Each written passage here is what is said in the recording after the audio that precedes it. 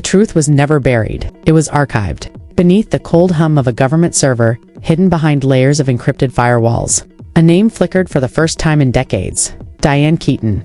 Alongside it, a second name pulsed, like a warning: Al Pacino.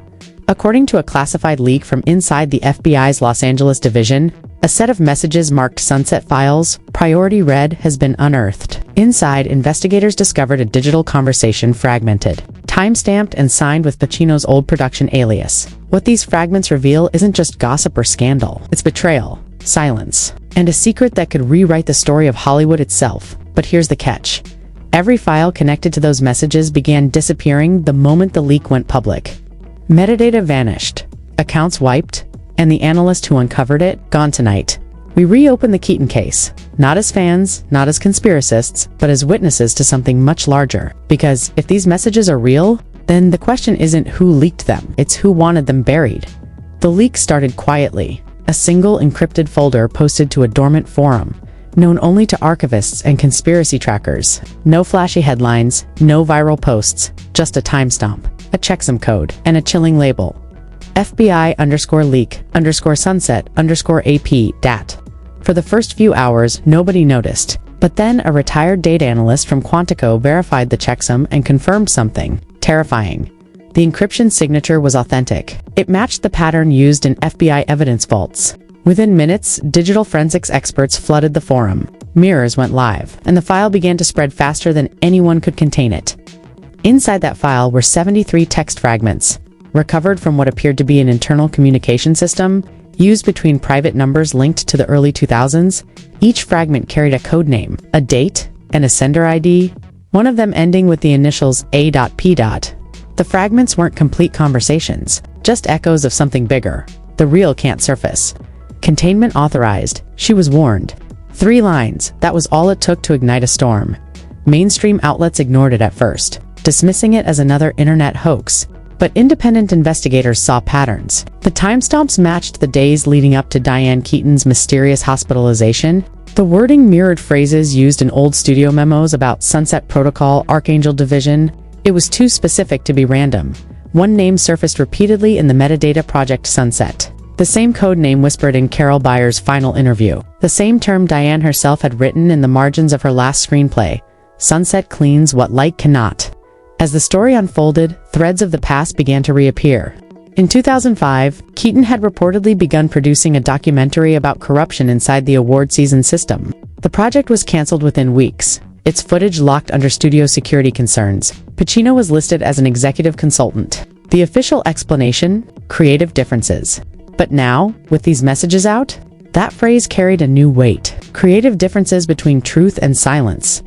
Digital investigators traced one of the leaked IP addresses to a secure node used by the Archangel Protocol, a rumored government entertainment liaison project created during the Cold War to manage celebrity influence and information control. The idea sounded absurd until the documents surfaced, showing a federal-funded cultural compliance division operating out of Los Angeles between 1978 and 1986. Could Pacino have been part of that system? Or was he, too, just another name caught in its gravity? As more users dug in, the file began mirrors of the leak showed differences. Lines appearing, others missing, like the data was rewriting itself. Cyberforensics teams said it looked as if an external script was actively editing the public copies in real time.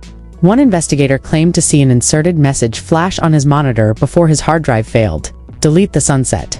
By the 3rd day, the FBI denied any connection, calling the document digital fabrication. But internal memos later obtained by journalists showed that the Bureau had issued silent takedown requests to several servers, proof that someone, somewhere, wanted the file gone. Then came the audio fragment. Hidden deep inside the leak was a low-quality recording, muffled, distorted, yet unmistakably human. A man's voice, slow and deliberate. She talks. We all go dark. The voice pattern, when analyzed, bore a 92% match to Pacino's public recordings from the late 1990s. Not perfect, but close enough to ignite hysteria. Within hours, hashtags trended, channels dissected every syllable, and the Keaton files became the internet's new obsession. But beneath the chaos, one crucial piece remained unnoticed: a single file extension labeled DK_17_LOG. When it revealed coordinates pointing not to Hollywood, but to a rural storage facility 2 hours north of Sacramento. The building was registered to a defunct production company once owned by Keaton herself. Satellite images showed power still running inside. Investigators drove out there, journalists, fans, ghost hunters, most found nothing but dust and silence. But one independent filmmaker, posting under the alias Red Veil, uploaded a 2-minute clip before his channel vanished. The footage showed a basement door sealed with police tape and spray painted across it. In fading red letters, "It ends at sunset." That phrase, the same one found on Carol Bayer's kitchen note. The same phrase whispered in the final reel Marcus Dean recovered before disappearing. Was it a coincidence? Or a signature? Whatever it was, it marked the rebirth of the legend by week's end. The leak had been scrubbed from every major platform, replaced by blank placeholders reading content removed for national security. Yet backups kept surfacing, shared through private drives, encrypted clouds, and whispered passwords passed from one believer to another. And now, the question haunting everyone wasn't what Project Sunset was, but why Diane Keaton's name appeared inside its archives at all. Because, if the leak was real, it didn't just rewrite her death. It rewrote Hollywood's entire history. The deeper investigators dug, the stranger the patterns became. Every attempt to trace the original source of the leak ended in digital dead ends. Accounts erased, servers wiped, domain names that dissolved overnight. The only consistency was the signature embedded in every recovered file. A half-sun watermark. The same insignia linked to Project Sunset. Experts claimed it was an encryption key. Others believed it was a warning. Whatever it was, anyone who found it seemed to vanish soon after. Late-night radio hosts began whispering about the Sunset Curse. 3 data miners went offline the same week they claimed to have accessed unredacted FBI archives. One of them had posted a chilling message only minutes before his account disappeared. The Archangel isn't a person, it's the server itself. Meanwhile, a journalist named Clara Rhodes took the investigation mainstream. Clara was known for chasing impossible stories. And when she appeared on an independent broadcast holding printed screenshots of the alleged Pacino texts, the internet exploded. She read one aloud on air. Containment complete. Public narrative stable. Her voice trembled, not from fear but from disbelief. If this is real, she said, then someone has been scripting Hollywood for decades. Within hours of that broadcast, her studio was raided. The official report said data breach, but her colleagues swore that unmarked vehicles had surrounded the building minutes before she went live. The feed cut mid. When it returned, the segment was gone. Replaced by a blank screen and a government notice. Content under investigation. Clara's social media accounts went dark that night. In the days that followed, smaller channels began connecting dots between the Sunset Protocol and real-world disappearances. One video compared the leak's timestamps with dates of unexplained studio shutdowns. Another discovered that every file in the leak contained a hidden phrase in its binary code. The real must remain pure. The phrase matched handwriting from Diane Keaton's old production journals, verified by experts years ago during a museum exhibit. Then came a second audio leak. This time clearer, more deliberate. 2 voices, one male, one female. She won't stay quiet. Then make sure she does. A pause. Sunset doesn't wait for permission. The file ended with static and a faint piano chord. Fans recognized the melody instantly. It was the same tune Diane had composed privately for an unfinished film. Coincidence or message? The internet decided it couldn't be random. As hysteria grew, studios started issuing statements, each more defensive than the last. Representatives for Pacino called the entire situation AI fabricated nonsense. Yet digital analysts reported anomalies suggesting the recordings were made decades before AI voice models even existed. The contradiction only deepened the mystery. Behind the scenes, whistleblowers began contacting journalists through encrypted channels, claiming that Project Sunset was originally designed to manage the emotional equilibrium of public audiences through controlled media events, deaths, scandals, reconciliations, all scripted. One anonymous source wrote, "Keaton found the original contracts. That's why they panicked."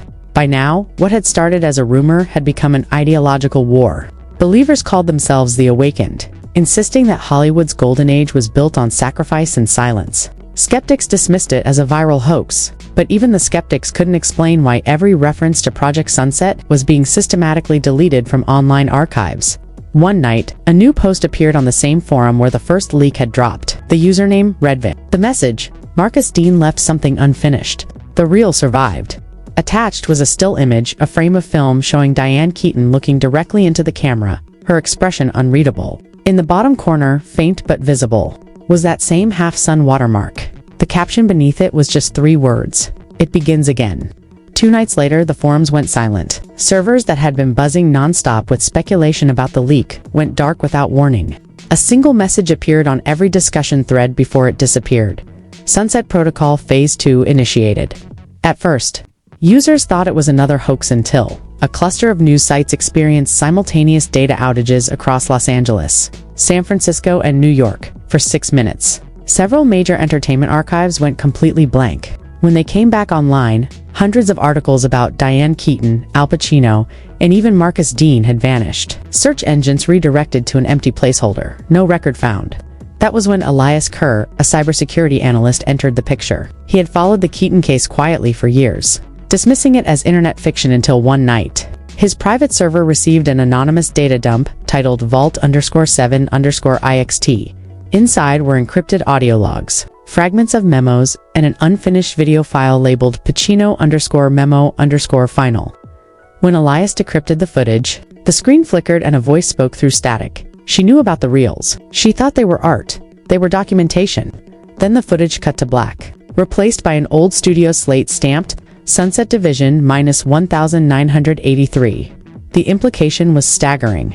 Project Sunset had been active long before Keaton's alleged discoveries. Elias reached out to one of Clara Rhodes's old producers, who agreed to meet in an abandoned broadcast facility outside Burbank. The man brought a box of cassette tapes, each labeled with a code. "Clara found these weeks before she disappeared," he whispered. "She said they were rehearsal logs from a production that never aired." When Elias played one, a woman's voice echoed through the static comm, measured, hauntingly familiar. "This isn't a movie," the voice said. "It's rehearsal for reality." Analysts later confirmed it matched Keaton's voice print within 95%. The deeper Elias listened, the more surreal it became. Each tape contained directions for scenes that eerily mirrored real events: celebrity deaths, scandals, political campaigns, all cataloged under Sunset simulation directives. The handwriting on the labels matched that of a former Hollywood producer who vanished in 1991. Then Elias noticed something else. Every tape ended with the same sound, a faint mechanical worry, followed by a voice counting backward from 7. Audio engineers determined the tone frequency matched the power surge of old film projectors. They weren't destroying films, Elias realized. They were feeding them into something.